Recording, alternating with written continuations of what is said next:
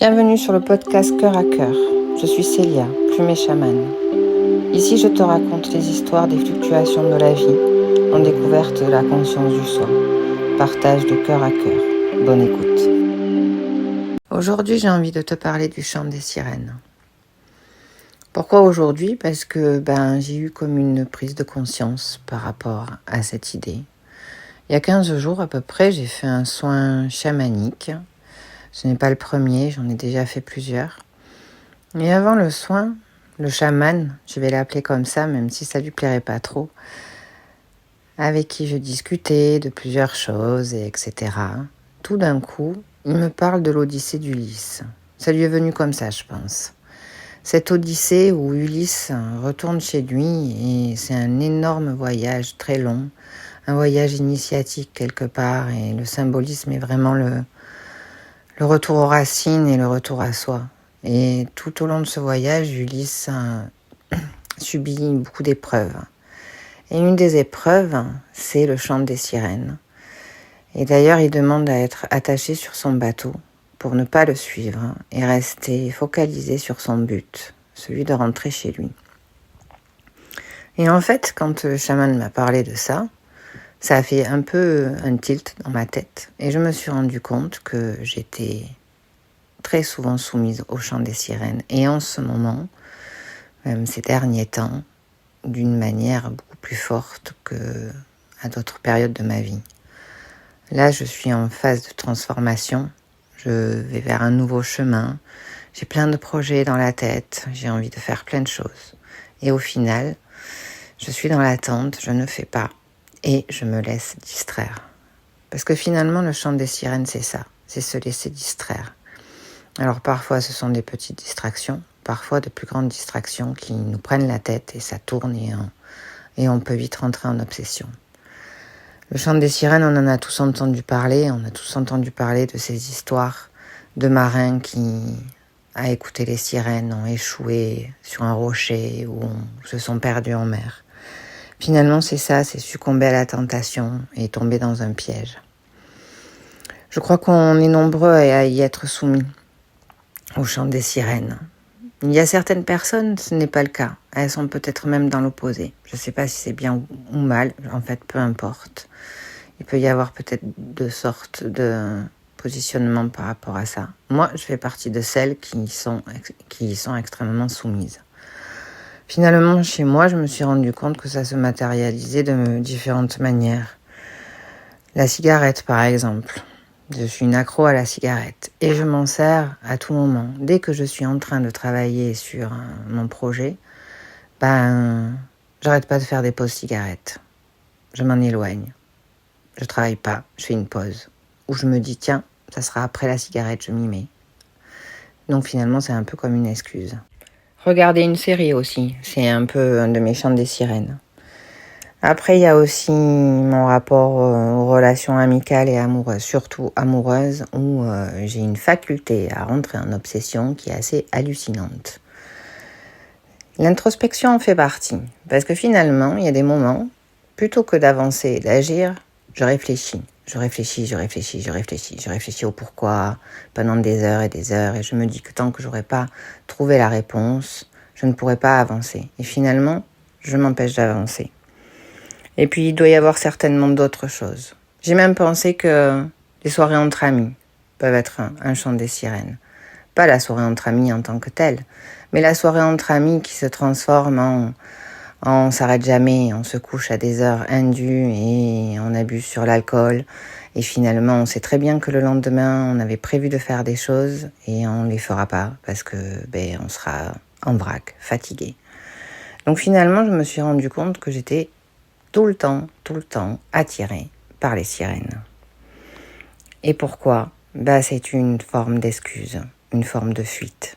Une fuite de moi-même, une fuite par peur ou de la peur. Peut-être même une fuite de la peur de moi-même. Là, comme je vous disais, je suis en phase de transformation. Et finalement, je sais que je suis sur un chemin qui me pousse, qui m'amène à être pleinement moi. Au fur et à mesure, j'avance, l'air de rien. très lentement, mais j'avance. Et je sens qu'il y a une dissonance encore entre ce que je fais, ce que je suis et ce que je suis vraiment à l'intérieur de moi. Je ne me vis pas pleinement. Et là, la transformation, elle est là. Et ça me fait peur. Ça me fait très peur. Du coup, je fuis. Jusqu'à présent, j'avais tendance à fuir de manière physique. Je veux être capable de partir à l'étranger pour fuir des situations, je sais faire. Mais là, je suis là, toujours au même endroit. Donc je ne fuis pas de manière physique, mais j'écoute les sirènes. Je les entends et je vais les voir. Ce qui m'empêche d'être focus sur mes projets. Et ce qui m'empêche de créer ma vie. Je sais ce que je veux, je sais ce dont j'ai envie, même si ce n'est pas figé, même si je laisse la porte ouverte à d'autres possibilités, à des expériences que peut-être je n'envisage pas, etc. Mais je sais ce que je veux, mais je ne le fais pas. Je ne mets presque rien en place. Non, j'exagère, ça c'est moi aussi. Non, j'exagère. Je fais des choses, mais pas autant que je devrais, ou peut-être pas autant que je voudrais. Je suis tout le temps en train de suivre cette distraction et je m'éloigne de mon chemin. Je m'en éloigne à chaque fois. Et finalement, mon chemin, au lieu d'être linéaire ou légèrement sinueux, il devient comme un labyrinthe. Parce que finalement, c'est ça. Si on se laisse distraire par tout un tas de choses, on est obligé d'en passer par un espèce de labyrinthe pour revenir à la ligne de base. Et du coup, on met un temps fou. Alors des fois, c'est bien de mettre du temps, parce que on a des expériences à vivre pour résoudre des traumas, pour résoudre des blessures, pour avancer à l'intérieur de soi. Mais il y a des moments, ça nous fait perdre du temps, mais surtout, ça nous fait nous perdre. C'est un peu la sensation que j'ai en ce moment. J'ai l'impression que si je continue à écouter le chant des sirènes, je vais complètement m'oublier et oublier mon chemin, le perdre, dévier et ne pas être en mesure d'y revenir. J'espère que non. Mais quoi qu'il en soit, ce soin avec le chaman m'a fait avoir cette prise de conscience. Et finalement, dans tout travail sur soi, la prise de conscience est le point de départ. Ça, j'en suis persuadée. À un moment donné, il faut avoir conscience de ce qui se passe. Ça fait tomber les masques. On se rend compte de ce qui se passe. Et ensuite, on peut avancer, travailler sur nous. Et finalement, avec cette prise de conscience, j'ai laissé derrière moi une idée que tout ce que je faisais, tout ce qui était, entre guillemets, négatif dans mes actions, j'avais tendance à dire, de toute façon, je suis comme ça. En fait, non, je ne suis pas comme ça. Je peux changer, je peux amener autre chose. Je ne suis pas comme ça. Oui, je suis le chant des sirènes.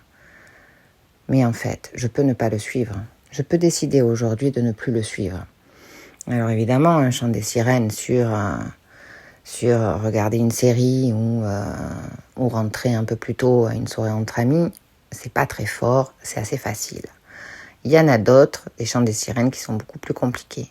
Mais n'empêche que se rendre compte que c'est une forme de fuite et que aujourd'hui on décide de ne plus fuir, peut-être que ça peut marquer une différence. On peut ne pas y arriver en un claquement de doigts, on peut mettre du temps à y parvenir, mais le voir, ça nous permet de nous repositionner. Il y a des moments, tout à l'heure je vous disais que il y a des personnes qui sont à 100% focalisées sur leur projet. Enfin, je ne sais pas si je l'ai dit comme ça, peu importe. Mais c'est vrai, il y a des gens comme moi qui se laissent distraire à un moindre truc. Et il y en a d'autres, ils sont à fond sur leur projet, sur leur but. Moi, je suis assez admirative, je me demande comment ils font. Mais je me suis quand même posé la question de savoir si on n'était pas dans une autre extrême. Parce que finalement, être entièrement focalisé sur un but, est-ce que ça ne fait pas perdre certaines expériences parce que du coup on les voit pas, on n'y va pas, on veut pas les vivre. Je crois que dans tout ça, il y a une forme d'équilibre à trouver. C'est-à-dire que on se focalise sur ce qui on est, sur ce qu'on veut, sur la vie qu'on veut créer. Et en même temps, on laisse la porte ouverte à ce qui se présente à nous. Parce que finalement, le chant des sirènes, le suivre, c'est rentrer en obsession. Enfin, en tout cas, c'est ce que ça me fait. Moi, je peux vite rentrer en obsession et du coup, je m'oublie. J'ai mon mental qui tourne à 10 000, je ne pense qu'à ça et je n'agis pas, je perds le fil de ce que je voulais faire, de la vie que je veux, et etc. Mais trouver l'équilibre entre vivre les expériences et être focalisé sur notre chemin, je pense que la clé, elle est là. Peut-être pas si facile à trouver, mais ça me paraît être une bonne option. J'aspire vraiment à me laisser porter par le flot de la vie, tout en étant dans l'action. Dans l'action pour moi-même, dans l'action pour cette création de vie que je veux. Et peut-être qu'en étant dans l'action, je pourrais être surprise de voir ma peur disparaître. Parce qu'en fait, c'est ça. Est-ce que c'est si important de savoir pourquoi j'ai peur ? Est-ce que ça serait pas mieux d'avancer, d'agir ? Et peut-être qu'au fur et à mesure, ma peur disparaîtra parce que j'aurai pris confiance, tout simplement parce que je suis dans l'action. C'est une vraie question.